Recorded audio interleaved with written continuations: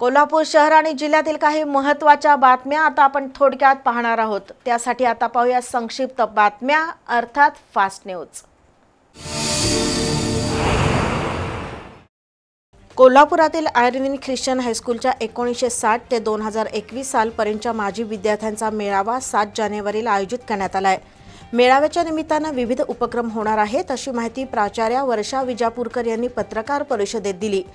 रविवारी होणाऱ्या मेळाव्यात सकाळी माजी विद्यार्थ्यांची रॅली निघणार आहे। त्यानंतर फन फेअरचं आयोजन करण्यात आलंय। माजी विद्यार्थ्यांकडून शाळेच्या माजी शिक्षकांचा सत्कार होणार आहे। त्यानंतर विविध कला गुणदर्शन कार्यक्रमांना मेळाव्याची सांगता होणार आहे असं प्राचार्य विजापूरकर यांनी सांगितलं। पत्रकार परिषदेला उदय विजापूरकर, किरण पाटील, राज मकानदार, सागर सुतार, अतुल रुकडीकर, मिलिंद दिघे उपस्थित होते। कोल्हापुरातील महाद्वार रोड व्यापारी आणि रहिवासी असोसिएशनच्या वतीनं पत्रकार दिनाचं औचित्य साधून प्रसारमाध्यमातील प्रतिनिधींचा सत्कार करण्यात आला। बी न्यूजचा सत्कार संपादक चारुदत्त जोशी यांनी स्वीकारला। असोसिएशनचे अध्यक्ष शामराव जोशी, कार्याध्यक्ष भालचंद्र लाटकर, डॉक्टर गुरुदत्त महाडगुत, आदित्य मैंदर्गीकर यांच्यासह असोसिएशनचे पदाधिकारी उपस्थित होते। श्रीमंत पिराजीराव घाटगे यांच्या 148व्या जयंतीनिमित्तानं कागल तालुक्यातील चिखली इथं कबड्डी स्पर्धेचं आयोजन करण्यात आलं होतं।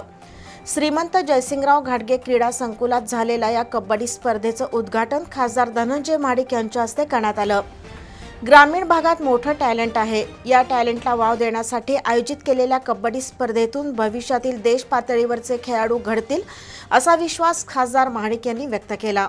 यावेळी श्रीमंत नंदिता देवी घाटगे, राजे वीरेंद्रसिंह घाटगे, दत्ता मामा खराडे, कॅप्टन बी एम पाटील, वाय.टी. पाटील, संजय चौगुले, बाळकृष्ण काईंगडे, गोपाळ काटकर यांच्यासह मान्यवर उपस्थित होते। कोल्हापुरातील शहाजी लॉ कॉलेज आणि राष्ट्रीय महिला आयोगाच्या वतीनं महिलांविषयी कायदे संदर्भात जनजागृती या विषयावर कार्यशाळेचं आयोजन करण्यात आलं होतं। त्याचं उद्घाटन जिल्हा आणि सत्र न्यायाधीश श्रीमती कविता अग्रवाल, काउन्सिल ऑफ एज्युकेशनच्या अध्यक्षा रजनीताई मगदूम, सचिव डॉक्टर विश्वनाथ मगदूम यांच्या हस्ते झालं। महिलांच्या संरक्षणासोबतच घरगुती हिंसाचार कायदा, त्याचे सामाजिक, कायदेशीर आणि मानसिक परिणाम याबद्दल न्यायमूर्ती कविता अग्रवाल यांनी मार्गदर्शन केलं। तर पहिल्या सत्रात डॉक्टर गोरख मंद्रुपकर यांनी गर्भधारणा पूर्व आणि प्रसवपूर्व निदान तंत्र या विषयावर वैद्यकीय आणि कायदेशीर पैलूंवर मार्गदर्शन केलं। दुसऱ्या सत्रात ॲडव्होकेट संतोष शहा यांनी महिलांचा लैंगिक छळ रोखण्यासाठी असलेल्या कायद्याबद्दल माहिती दिली। तर डॉक्टर अर्चना थोरात यांनी महिलांचं रक्षण आणि घरगुती हिंसाचार कायदा, महिला जागरूकता याविषयी माहिती दिली। जिल्हा विधी सेवा प्राधिकरणाचे सचिव प्रीतम कुमार पाटील यांच्या उपस्थितीत कार्यशाळेचा समारोप झाला। यावेळी प्राचार्य प्रवीण पाटील, प्राध्यापक पिनास संधी, कैलास पवार यांच्यासह विद्यार्थिनी उपस्थित होत्या।